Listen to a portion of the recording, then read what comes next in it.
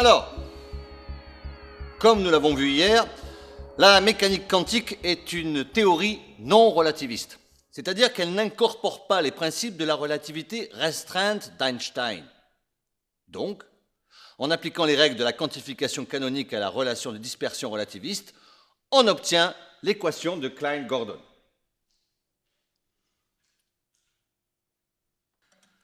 Nous avons vu que les solutions de cette équation présentent toutefois de sérieuses difficultés d'interprétation dans le cadre d'une théorie censée décrire une seule particule.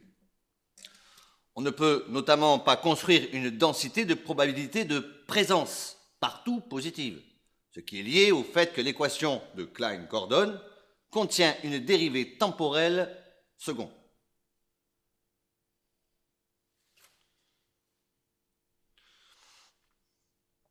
Bien, donc Dirac cherchera alors une autre équation relativiste du premier ordre de temps et obtiendra cette équation.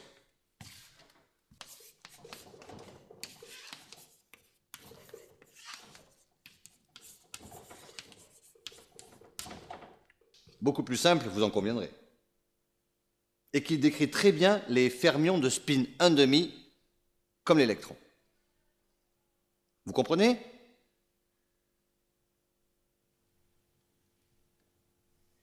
Bon, nous allons imaginer une particule de poussière. Longtemps, on a pensé que les particules étaient une sorte de petites billes dures, celles qui nous composaient.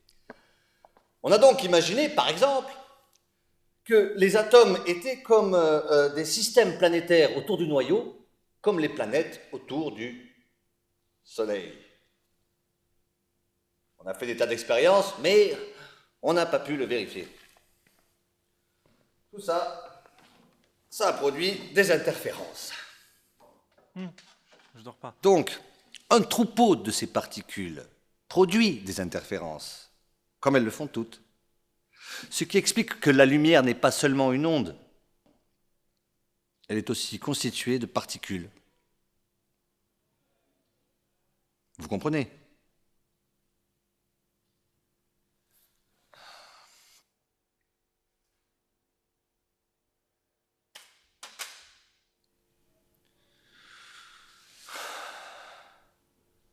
Bon, allez, c'est bon, vous pouvez partir.